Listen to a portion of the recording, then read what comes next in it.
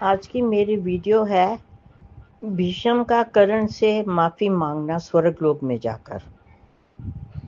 आज की ये जो संवाद है मैं बताने जा रही हूँ, ये कार्तिक मास से संबंधित नहीं है, पर ये जो कृष्ण भगवान जी के बारे में जो भी कोई धार्मिक काम होता है वो सब कार्तिक मास के महीने में होता है, इसलिए इसे हम कार्तिक मास में मान भी सकते हैं और नहीं भी। ये हर बंदे के इंसान की अपनी सोच है।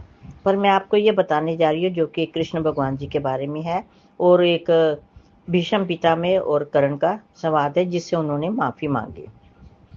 कहते हैं कि भीष्म पिता में ने जब उनसे माफी मांगने के लिए स्वर्ग लोक में माफी मांगी तो महाभारत के दौरान भीष्म कौरव सेना के प्रधान सेनापति थे। जब कर्ण कौरवों के सबसे बड़े योद्धाओं में से एक थे तब दोनों के बीच में कई मतभेद हो गए, जिसकी वजह से भीष्म के मन में ये रहा कि मेरे को कर्ण से माफी मांगनी चाहिए। इसके लिए भीष्म पितामह ने कर्ण को सूत पुत्र कहकर अपमानित किया, जिससे उन्होंने ये कहा था कि जब तक वह युद्ध में है तब तक कर्ण युद्ध नहीं लड़ेगा। भीष्म के कटु वचन कर्ण के मन को बहुत ही लगे, उनको मतलब बहुत बुरे लगे, जिसके लिए भीष्म की मृत्यु शैया पर उन्होंने माफी मांगी। भीष्म ये भी जानते थे कि कर्ण कुंती के सबसे बड़े पुत्र हैं और धर्म के पक्ष में ये रहना चाहिए इनको। हालांकि कर्ण ने दुर्योधन के प्रति अपनी मित्रता को चुना। भीष्म ने कर्ण के प्रति अपने स्नेह को स्वीकार किया और उनसे अपने व्यवहार के लिए माफी मांगी। भीष्म ने कर्ण के पराक्रम के और उनकी दानवीरता की सराहना की। उन्होंने कर्ण को एक महान योद्धा और निस्वार्थ व्यक्ति बताया और ये स्वीकार किया कि जिसके लिए उन्होंने खेद व्यक्त किया। माफी मांगने का मेन ये था कि जब वो भीष्म पितामह की मृत्यु के बाद वो स्वर्ग पहुंचे तो उनको कर्ण नजर नहीं आया। उन्होंने पूछा कृष्ण जी से, कर्ण कहाँ है? उन्होंने बोला वो तो सूर्य लोक में है।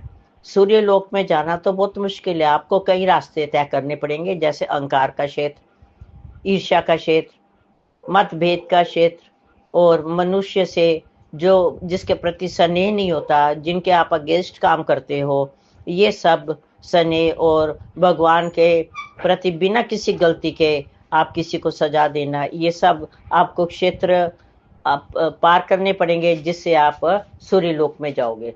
सूर्य लोक में जाने के लिए आपको अपना सब कुछ न्यौछावर करना पड़ेगा। ये सुन भीष्म पितामह ने ये सब कुछ स्वीकार किया और सबसे पहले अपने घमंड और अपनी ईर्ष्या और अपनी इन चीजों का स्वार्थ को खत्म किया। फिर जैसे ही वो सूर्य लोक में पहुंचे तो उनको एक बहुत दिव्य शक्ति नजर आई। वो दिव्य शक्ति इतनी थी कि इंसान उसके आगे खड़ा नहीं हो सकता था। उन्होंने देखा कि कर्ण वहां है। कर्ण उठकर भीष्म पितामह के पास आए। उन्होंने उनके आगे सिर झुकाना चाहा तो भीष्म पिता ने उनको पकड़ लिया और उनको बोला, नहीं, मैं आपसे माफी मांगने आया हूँ। जो जो मैंने आपको परेशान किया है, सूत पुत्र का है, और जो जो मैंने आपको मतलब बातों बातों में चोट पहुंचाई है, उसके लिए मैं माफी मांगने आया हूँ। कर्ण ने बोला, नहीं, आप ये सब कुछ ना करते तो आज मैं इस लोक में ना आता है। आपने ये सब कुछ किया, मैं भारत में युद्ध में नहीं हुआ, ये सब कुछ करने के बाद ही मुझे अपना रास्ता जो है वो क्लियर मिलता गया। इसलिए उन्होंने वो क्षमा की जो थी, दानवीरता तो थे, उन्होंने क्षमा की वीरता भी दिखाई। उन्होंने भीष्म पितामह को क्षमा कर दिया। क्षमा भी कहा कि इसमें क्षमा की जरूरत नहीं है। इसलिए कर्ण एक महायोद्धा, दानवीर तो हैं, क्षमा के वीर भी हैं। इसलिए वो दोनों मिलकर फिर इकट्ठे एक दूसरे को मिले, गले मिले और आपस में फिर इकट्ठे वहीं वो सूर्य लोक में रहने लगे। दोनों को आपस में एक दूसरे को क्षमा मांगी। इसलिए इस कथा से हमें ये पता लगता है कि क्षमा का दान सबसे बड़ा दान है। सिर्फ एक कर्ण जो है वीरता का दान ही नहीं था, वैसे दान ही नहीं था, क्षमा का जो दान है वो सबसे बड़ा दान है, जो कि कोई नहीं करता।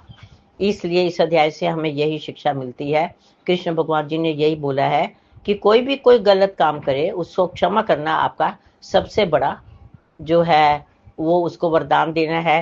क्षमा का दान जो है वो सबसे बड़ा दान है। और खासकर ये जो कार्तिक मास है उसमें तो कई दान होते हैं, जिसमें आज मैंने क्षमा का दान बताया। जय जय श्री कृष्ण, जय जय श्री राधे।